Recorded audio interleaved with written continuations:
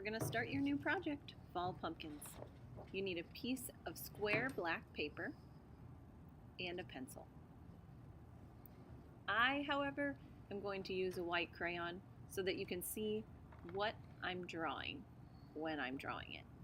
We're going to start with a large pumpkin shape. It's going to be as big as your paper. This is the main focal point of our project, so we want to use up all the space. Inside the pumpkin, we're going to put cross contour lines. They help describe this round shape of the pumpkin. I want you to make at least 2. I'm going to try and fit 4 on my pumpkin. When you're done with those, add a stem. At the top of my stem, I'm going to make a little oval. That helps it look 3-dimensional. We're going to use glue to make this project really stand out. Undo the glue lid. Mine gets a little stuck, so I open it a little farther. Nice and slowly, you're going to trace all of your pencil marks in glue. If you don't go slow enough, you won't lay down enough glue to make a cool mark when it dries. You also want to make sure that you just have one line in each of the spaces. If you need to go back and fill in, you can. Let's speed things up a little bit.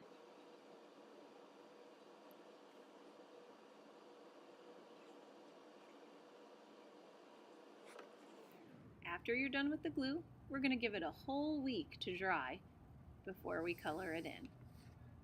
When you come back, you'll have something that looks a little bit like this. We're going to put in some color in between all these glue lines. We're going to use orange Cray-Pas, yellow Cray-Pas, white Cray-Pas, and last but not least, brown. Those will be to color in the pumpkin. We're also going to use light green and dark green, and not pictured here, but blue to color in the grass. To get started, we're going to color in between all of these lines with orange. Now, my orange is a little bit dirty, so I'm going to flip over my paper and clean off one of the sides on the back of my black sheet. Once I have the side of my Cray-Pas looking clean, I'm going to start coloring in the whole pumpkin with orange. One piece at a time, I'm coloring each one orange. And then after I've got the whole pumpkin done, I'm going to choose a side to have the light shining and fill it in with a little bit of yellow and then white. The shadow gets filled in with brown, and then I'm going to recolor everything orange. At the end, I'm going to use green to make my stem and a couple of little twisty vines to show that this pumpkin is still in the patch. At the bottom of the paper, I'm going to use light green to create a ground line.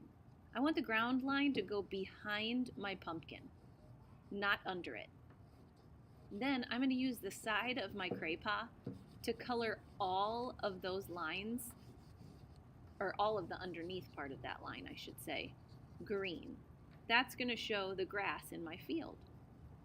I'm going to use dark green to be the shadow. The shadow is going to go opposite the light. The light in my pumpkin's in the top right, and you want the shadow to be in the bottom left. I'm going to color in the shadow side with the dark green, and then a little bit of underneath is going to be shaded with shadow as well. Once I've got a nice good dark green shadow, I'm going to grab my dark blue and just reinforce that shadow with a little bit of blue. That's really going to help my pumpkin look 3D. Adding these light and shadow marks is one of the best ways that you can really take your coloring to the next level. Then I'm going to use the green again to fill in the rest of the space in my field, making sure that there's not a lot of black showing through on my picture. That helps brighten up the grass that's not in shadow from my pumpkin. Okay. Now when you get your paper, the first thing I want you to do is put your name and your class code on the back. I did mine at the end, but that is not soon enough. So make sure your name and class code go on it first. When we're done coloring, you're going to get one wipe. This is for you to wash your hands, spread it out, and use it wisely. Then you're going to put all of your Cray-Pas back into the box and spread your wipe out again to clean off your table for the next class. They deserve a nice clean workspace just like you. Once it's all clean, you're set. Here is our beautiful picture. Let's get started.